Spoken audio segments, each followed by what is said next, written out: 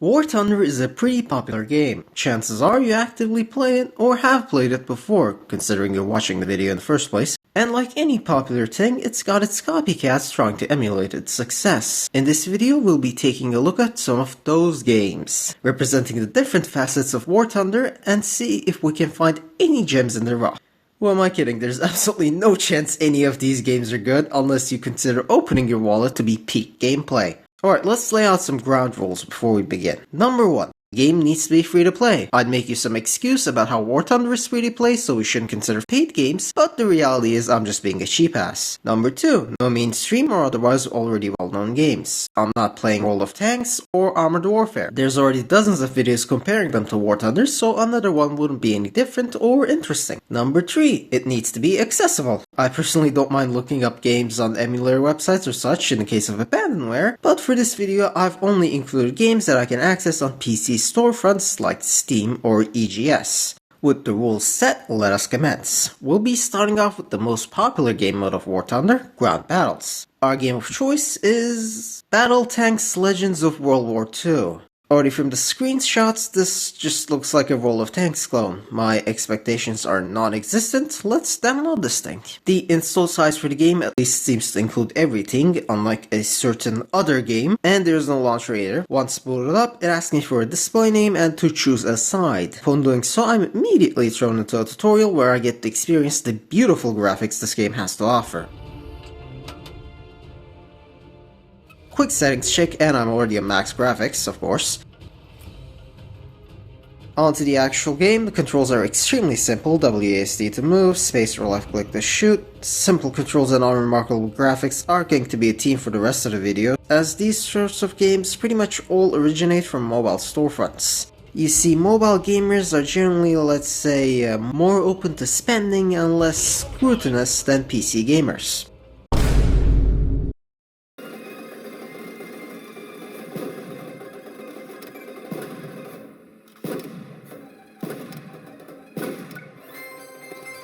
Once the tutorial ends, I appear to be free to explore the main menu. Can't forget the Battle Pass and the Daily Reward, the staples of any multiplayer game since the late 2010s. There's not much else to do here currently, so we'll play a few games. From what the tutorial told me, my first few matches are guaranteed to be against bots. I don't expect the AI to be very good, so I've decided to play at least until I'm able to be matched against actual humans.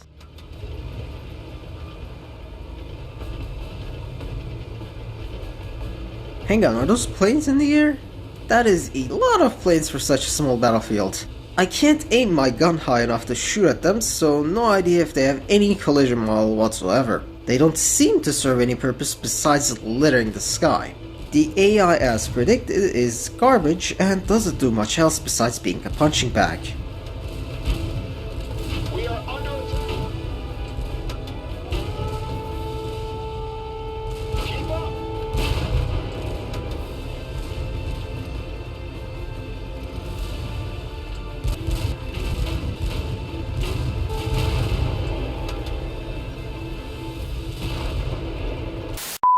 I easily capture the enemy base on my own, though that doesn't end the match. I'll later find out that capturing the point simply gives your team a damage buff, and the only way to end the match is through running out the match timer or killing all of the enemies.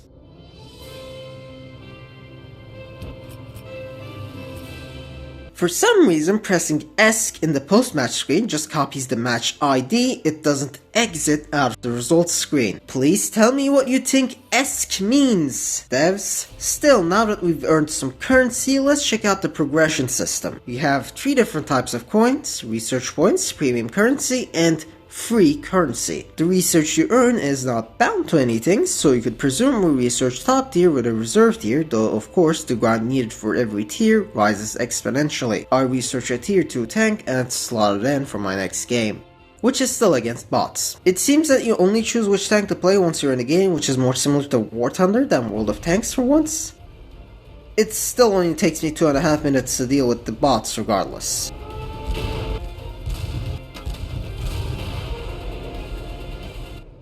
After 2 games, I've reached level 4.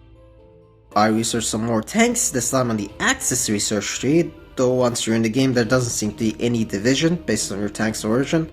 I'm hopeful to meet my first human enemies, yet as the counter ticks down, the match is promptly filled with bots. I'll just end this quickly and try again.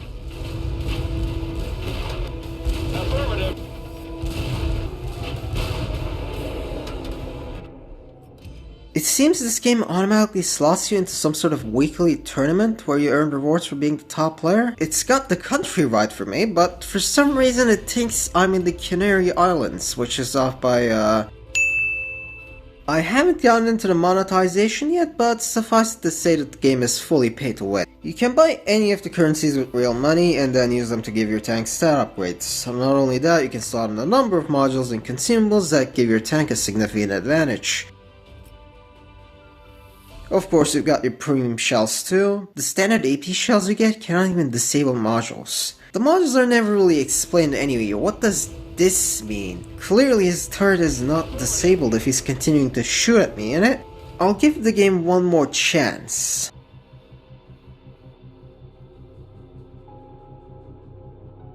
Well, that was expected. What a surprise that no one is playing this. Frankly, if I want to play a bad mobile tank game, I'll just play War Thunder Mobile. Rating: World of Tanks Splits already exists, out of 10.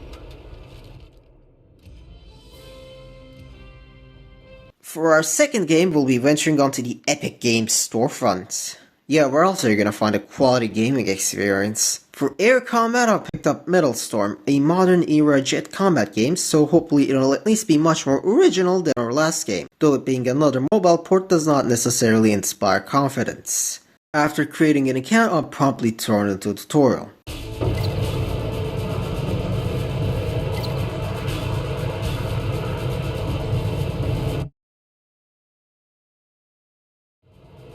Oh, hang on, I see why this game hasn't been put up on Steam. The controls are fairly simple, though you also have to manage a boost bar, which you can consume to go faster, and it recharges automatically while you're not using it.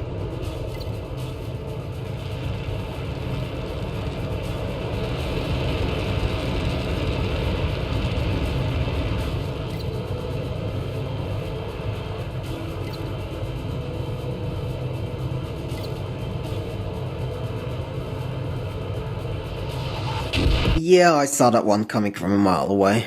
Get it? Get the joke? Anyways, pick up the ammo refill and the game puts us in a match against some AI.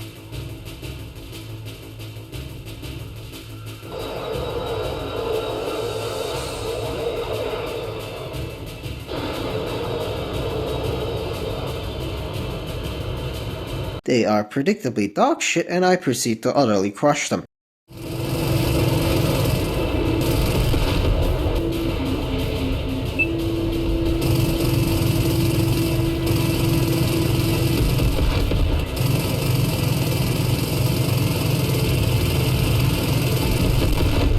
Unlike the last game, this one does have respawns. Kills give the team points instead. Once you have enough, you win.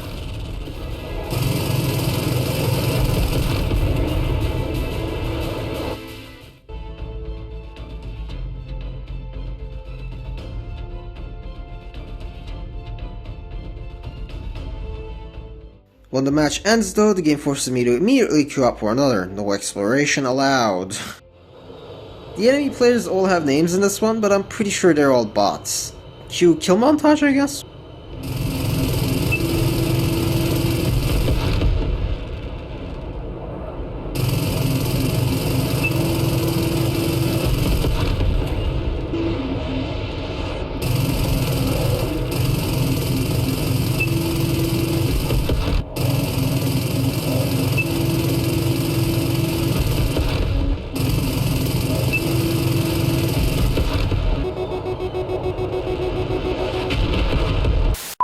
After the game, I'm introduced to the progression mechanic, which appears to be interlinked directly with the Battle Pass. The crates you get from the Battle Pass appear to be the only way to acquire this game's version of research points. You then use the free currency, which is of course silver, to upgrade your plane once you collect enough research points. Getting enough research points and doing enough upgrades levels up your hangar, and then you can unlock new planes by leveling up your accounts. Repeat until you reach top tier. You'll notice that we're playing on the same map every time. Unfortunately, the game seems to rely on a rotation for both its maps and game modes, so we're stuck playing the same map and mode until the rotation occurs once every 30 minutes. I'm personally not really a fan, but I can understand how some people may actually prefer it this way instead.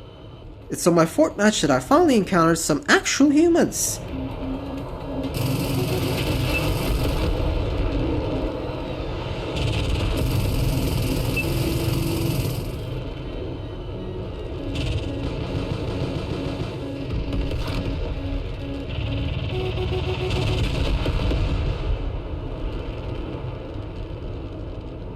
I still have no issue absolutely demolishing them though.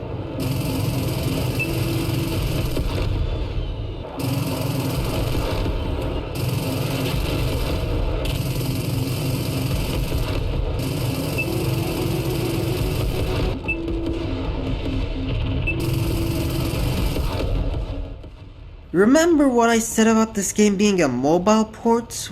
Well, I'm noticing that there seems to be no separation between mobile and PC lobbies, which predictably ends up like this.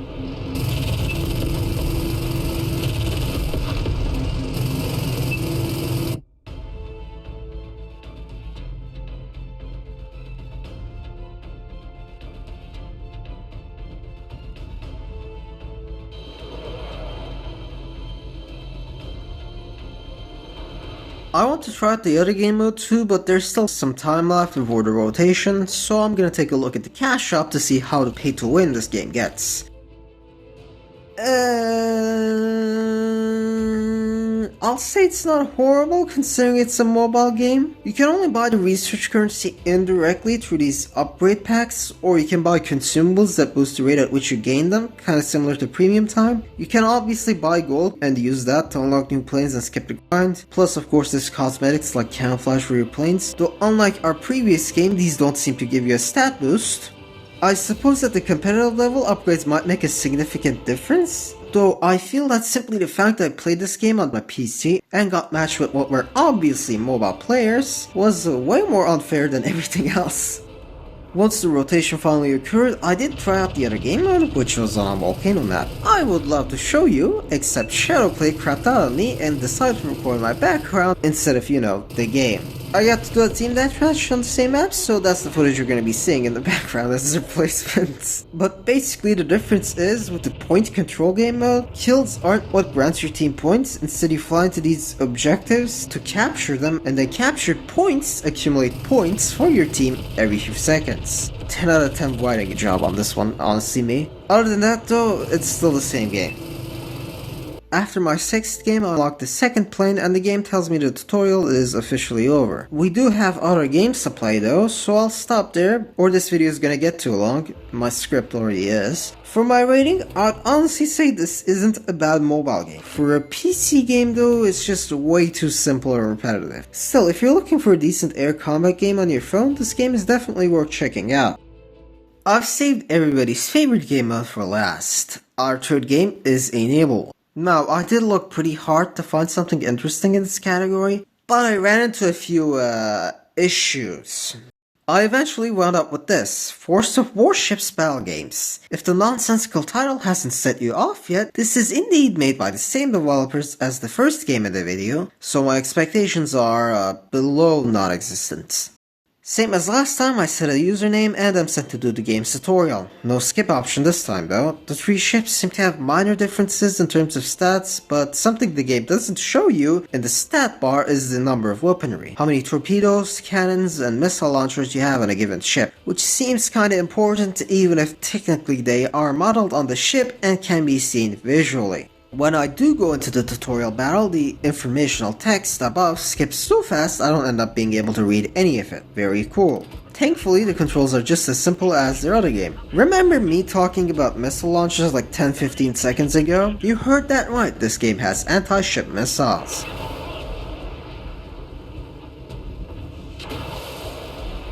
These things are long-range weapons that can be fired pretty much as soon as you see the enemy, and they are entirely unavoidable while also dealing huge amounts of damage. They do have a very long cooldown once they're expended, but during my playtime, the only reason I found not to spam them is if you were running low on ammo. Once you get closer to the enemy, you can open up with your cannons. They deal pitiful amounts of damage though, and you actually need to aim somewhat, so that's gonna be like insane difficulty for mobile gamers. Lastly, once you get up close, you can embody the Emperor's will and ram your enemies. Just kidding, ramming doesn't do anything in this game. But you do have torpedoes, homing torpedoes that travel at the speed of a jet fighter. What, were you expecting some sort of strategy besides spamming again? Well, and capturing the point does not end the game, of course, it just gives you a damage reduction buff.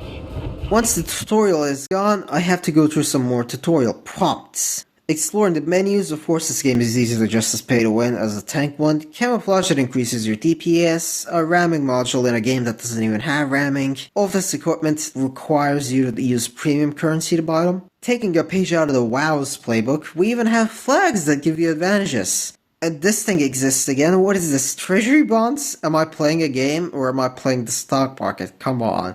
Let's try playing a few more matches to see if I meet any human players. There are like 2 people writing messages on the chat board, so my hopes are not very high.